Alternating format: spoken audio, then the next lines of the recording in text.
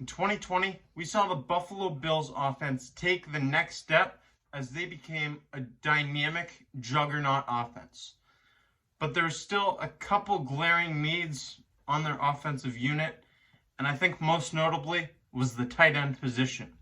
In this video, I want to explore the possibility of bringing in a solidified stud at that position in Zach Ertz.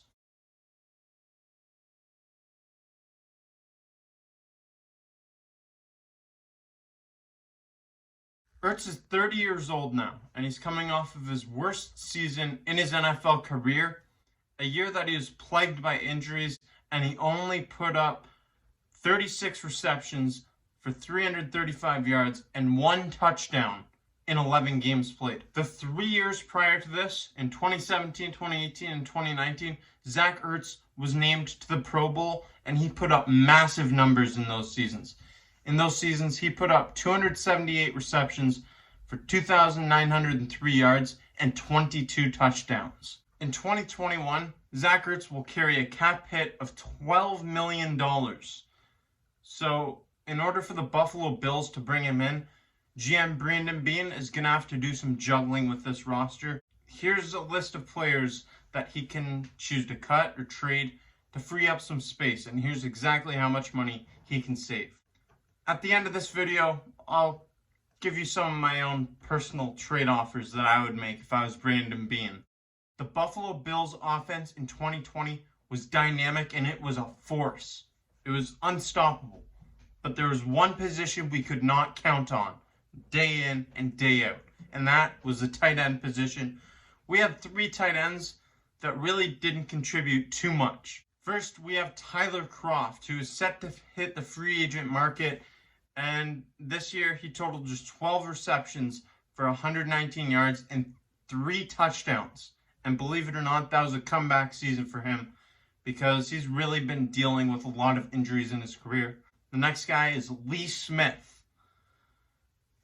I'm actually looking for a reason why we have him on our team. The only reason I can think of is to fill a roster spot. I honestly don't know why we have him on our team. Lee Smith, he's a holding king. He gets a lot of penalties, but doesn't do much else for us. This season, he had 4 receptions for 35 yards and 2 touchdowns. Both touchdowns he held on for dear life, but touchdowns nonetheless. Just not much contribution from that tight end position.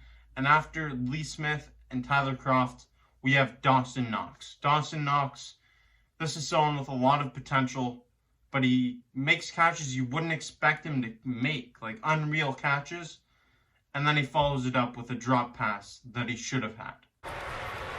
Play fake, Allen throwing wide open in the end zone for the touchdown.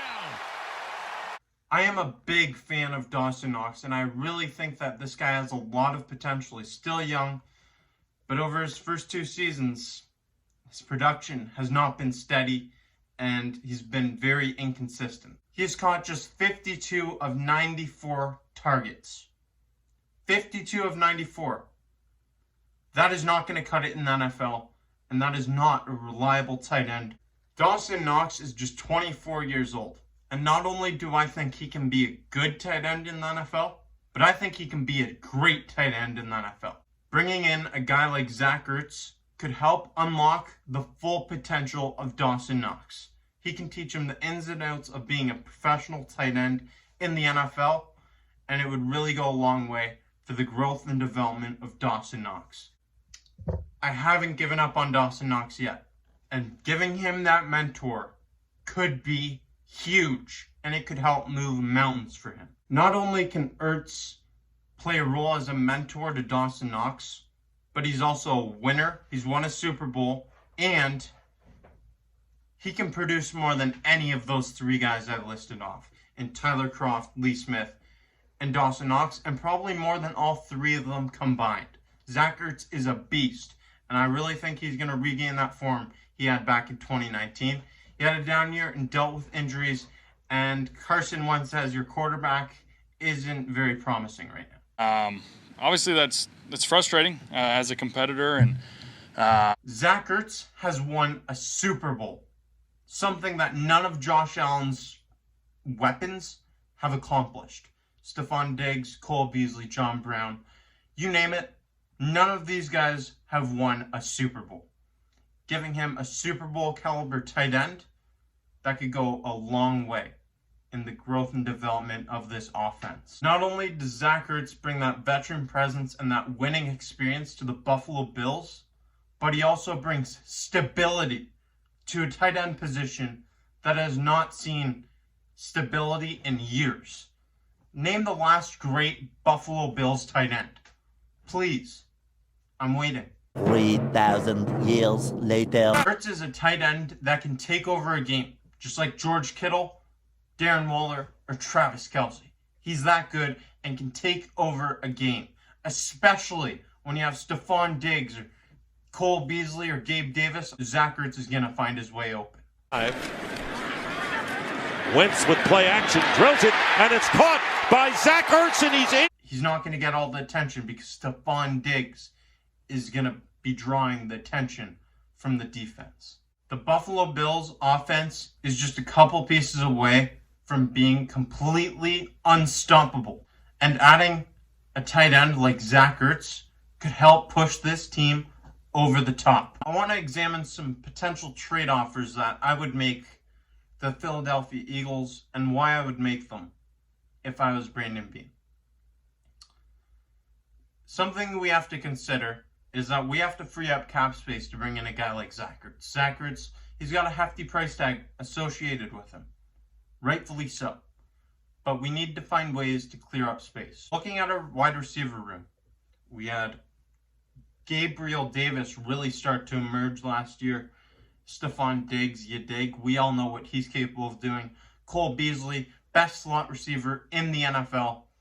And John Brown was someone who was kind of left out a lot last year. He was dealing with a lot of injuries, and he's capable of being a good receiver in the NFL.